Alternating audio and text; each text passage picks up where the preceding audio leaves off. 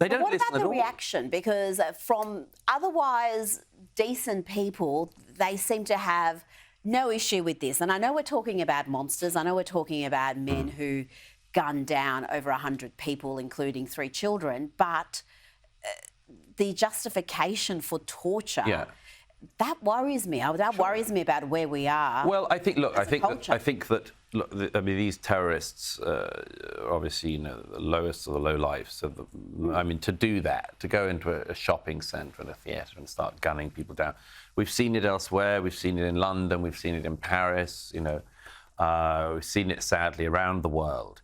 And it's inevitable that there is rage in people's hearts about this. And there's even more rage in the West because our governments tell us we shouldn't be allowed to feel rage. No, we can't even condemn it. We had the Manchester bombing and there was almost an immediate drive against Islamophobia. Yeah, absolutely. It's always the same, the same. But the thing is, there is, when somebody does something, when a group of people do something like ISIS appear to have done in Moscow, of course, there's a sort of feeling of vengefulness and revenge. Now, in the West, we would hope that we would prosecute that revenge as carefully as possible, and that it would be legal, that it would go through the law courts if the people are captured alive. But in other theatres, they'd be killed in operation and during the attack and else, other things. It's just that, that is an inevitable tendency to want to have revenge after that. But, I mean, the fact that in Russia that revenge extends to torture, as I say, is not at all a surprise in Russia.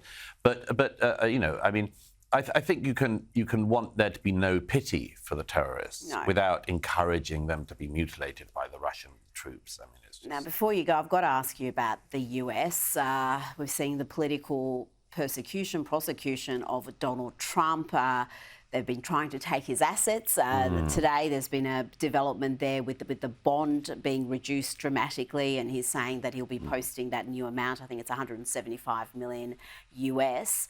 How do you see this effort to get Trump before he can be re-elected? It seems to be a determined effort from the Democrats and their lawmakers to politicise the justice system. And it really has a dangerous effect. You look at some of the polling now, trust in the US justice system is at record lows. People do not trust the system. Well, it's a very interesting thing, that because, of course, a lot of Americans didn't trust the justice system already.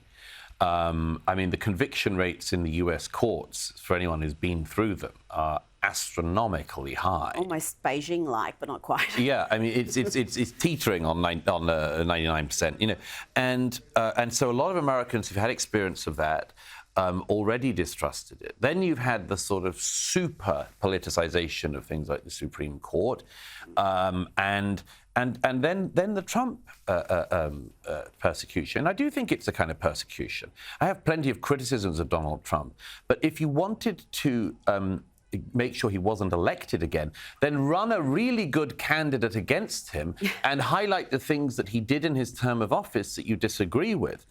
Most people, I think, in America can see that this is a form of endless persecution against Trump. It certainly looks like that. This way of sort of trying to ruin him financially just looks like the final sort of, the final turn of that dial. And I think a lot of people will see it as being cruel and unusual. I think it's only helping Trump, though. I mean, as you say, I'm not sure that outside America people are quite prepared for this. The polls that you've seen and I've seen that say that he's likely to win against Biden later this year. I mean, personally, I have just about enough existential energy to, cover various wars and things.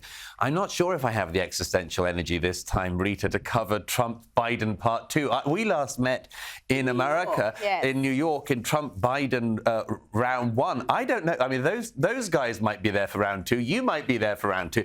I think I might be just propping up the bar, exhausted. But I'm not sure. This is going to be brutal, Rita. Oh, it is absolutely going to be brutal. But we've seen the Biden administration reverse course on Israel. And a lot of the conjecture there is, well, it's because they're trying to hold on to those swing seats, Michigan, Minnesota, where there's large Muslim populations who are very upset with the Democrats for standing with Israel.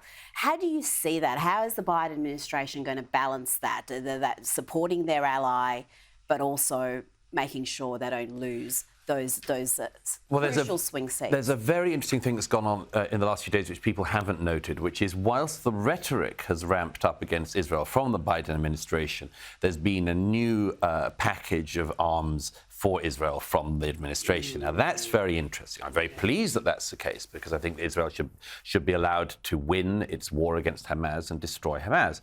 But it's very interesting that they're doing this two-hander, effectively.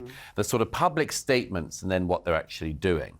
I mean, David Cameron, Lord Cameron to us, he's just said that, if Israel doesn't do what Lord Cameron wants, then he might stop arms shipments to Israel from Britain. Britain doesn't make a significant amount of arms anyway, so, I mean, it's a sort of rather grandstanding thing to do. But it is interesting, that difference between the rhetoric and the reality from Biden. I would just say, the Biden administration has been a pretty good friend to Israel during this, but they are worried, it seems, about their polling in Minnesota and so on. I understand it. I would just say that, Rita, if Australia was at war, and or no, let's put it the other way around. Let's say if America was at war, and it wasn't going down all that well among some people in Australia, I would not expect the Australian Prime Minister to pick up the phone to the President and say, now look, you've got to halt your war because some of our voters in Melbourne are displeased with it. Yeah, exactly. You wouldn't expect that from an ally. I mean, the job of an ally is to be supportive to you in your hour of need. And God knows it's an hour of need in Israel. And I would hope that America would stand by Israel as it finishes its war against the terrorists, as I would expect people to stand by this country if this country suffered a similar outrage to that which Israel suffered on the 7th. Douglas Murray, always a pleasure. Thank you for your time this evening. Terrific to see you in person. That's it from me tonight. I'll see you at 11 tomorrow night. Don't go anywhere. Newsnight is up next. Good night.